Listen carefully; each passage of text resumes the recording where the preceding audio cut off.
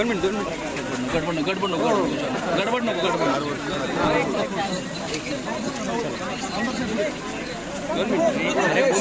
वरती घेऊ नका.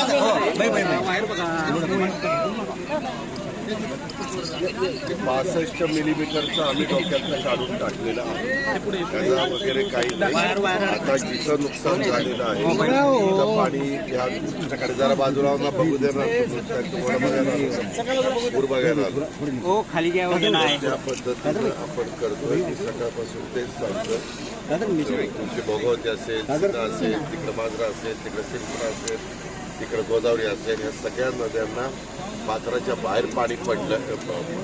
काही ठिकाणी पात्र पण काहींची बदलली असं रिपोर्ट आहे. पण जोपर्यंत पाणी खाली जात नाही तोपर्यंत ते आपल्याला नक्की कळू शकत नाही.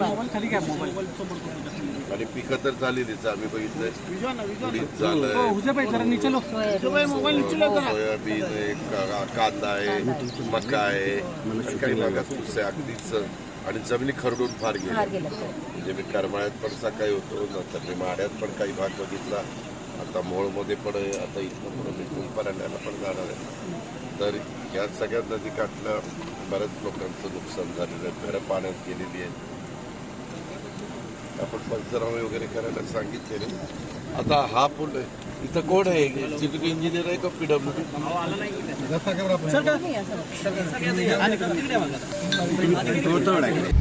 आता isakal.com आहे देशातील नंबर 1 ची मराठी न्यूज वेबसाईट.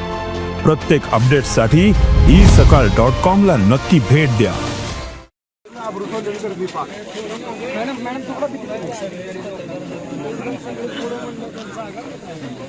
समजून घ्या.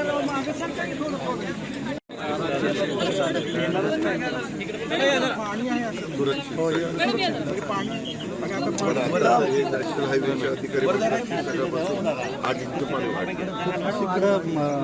आपल्या जिथून मूळ तालुक्याची बॉर्डर होती तिथं पाणी कमी व्हायला लागलं. हळूहळू 1-2-3 तास कमी होईल. बरोबर आहे. जिथे माड्यात पण कमी झालंय, खाली यायला 10 तास 12 तास माड्यात कमी झालंय आणि आमच्या बॉर्डरला सुरुवात जिथून होती तिथे कमी झाले. 2 लाख पर्यंत पोहोचला असताना त्या पुलावरनं नाही मॅक्सिमम आहे. मॅक्सिमम आहे. ह्याच्यापेक्षा जास्त पाणी नाही. 2 लाखाचं पाणी पुलाच्या खाली असं वरपर्यंत असं चिटकलं होतं ना खालच्या मॅक्सिमम कॅपॅसिटी आहे ती 7 चालू आहे. आता 50,000 कमी होतं ती माड्याकडून. आता समजा वरून पाणी आलं तर पूल पण जाऊ शकतो. आता नाही जाणार. आता पाऊस झाला तर आता नाही झाला तरी त्याला यायला वेळ लागतो. आपल्याकडं मागं आपण प्रत्येक टॅगिंग केलेलं आहे जनावरांचं. त्यावेळेस आपल्याला माहिती आहे की नक्की बाबा XYZ किती जनावरं आहेत, ह्या शेतकऱ्याकडे किती आहेत, असं आपल्याकडे रेकॉर्ड आहे. त्याच्यावर ज्यांची जनावरं पाहून वगैरे गेलेली असतील त्यांनाही आपण मदत करणार. विशेषतः कोंबड्या, शेळ्या, करडं, वासरं, बैल, गाई, म्हशी असं काही फार जवळ असतं. आता मी मगाशी मोहोळ आपल्या माढा तालुक्यात होतो. तिथं मात्र शेतकरी म्हणले की दादा जसं पाणी वाढायला लागले तसं आम्ही जनावरं थोडंसं उंचवट्याच्या भागामध्ये घेऊन गेलो. मात्र त्यांची घरं दारं जमीन जुमला सगळं मात्र पाण्यामध्ये. इथं पण नदीकाठच्या सगळ्या गावात आता तुम्ही ज्या गावांची नावं घेतली आपण बऱ्यापैकी बारीक झाले. आमदार बिमदार झाल्यावर वाढतात आपण कमी होणार.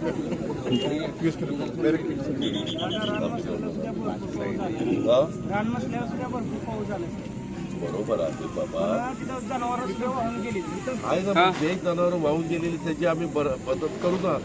आमच्याकडे टॅगिंग झाले ना, प्रत्येक शेतकऱ्याकडे काय जनावर होतं ते आपण टॅगिंग केलेलं आहे. मध्ये पण काही वेगवेगळे वगैरे रोग आलेला होता.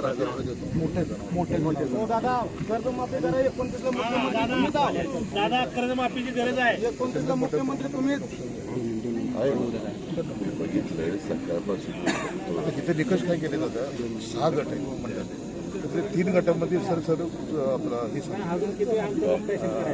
पंचनामे फक्त 3 गटात चालू आहे आणि 3 गटामध्ये पंचनामे नाहीये. नाही असं काही ठिकाणी माझं गाव आहे आणि माझ्या गावात 65 मिलीमीटर नाही पाऊस पडला.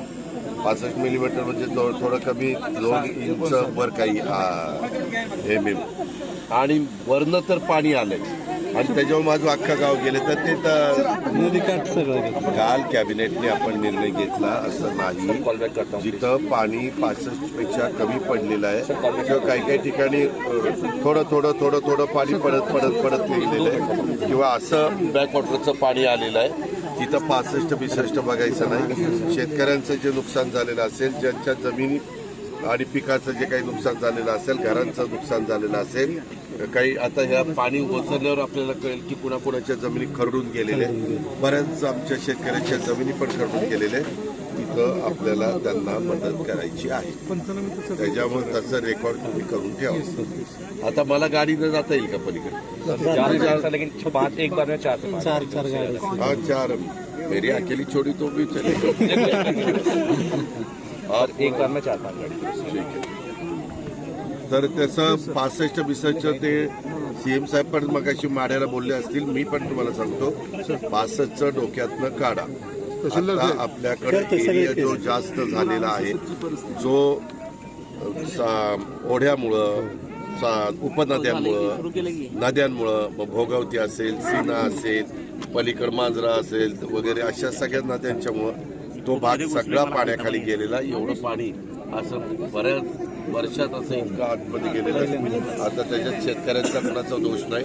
मग इथं 65 मिलीमीटर पाऊस समजा नाही पडला, पण पाणी तर आलं. सगळे करून घेत. ते करून घ्या. 2023 मध्ये नियोजन ॲप्लिकेशन नळाला सोयाबीनचा उत्तर सोलापूरमध्ये 442 आपण मधी सगळ्या आम्ही कलेक्टरना सांगितलं होतं की जे मागचं आहे ते सगळं पाठवा. कालपर्यंत आम्ही 2200 कोटी रुपये सोडलो. 2200 कोटी. माझी आज पण तुम्हाला सूचना आहे, विनंती आहे की आपण मागचं कुठलं राहिलेलं असेल यथा कदाचित चुकून तर पाठवा. आम्ही डायरेक्ट DBTवरच त्यांना पैसे पाठवून देऊ, पण ते तुमच्याकडनं आले पाहिजे विभागीय आयुक्ताकडून. विभागीय आयुक्ताकडनं आलं पाहिजे आम्हाला. मी फुलकुंडवारांना पण सांगतो, काल पण आम्ही जी काही मला वाटतं 800 वर काहीतरी कोटी 2200 कोटी रुपये आपण सोडले. त्याच्यात आता हा म्हणतोय तसं कुणाचं राहिलं असेल तर आपल्याला घ्यायचं. आपल्याला नुकसान झालंय आणि त्याला टाळायचं असं अजिबात करायचं. ठीक आहे.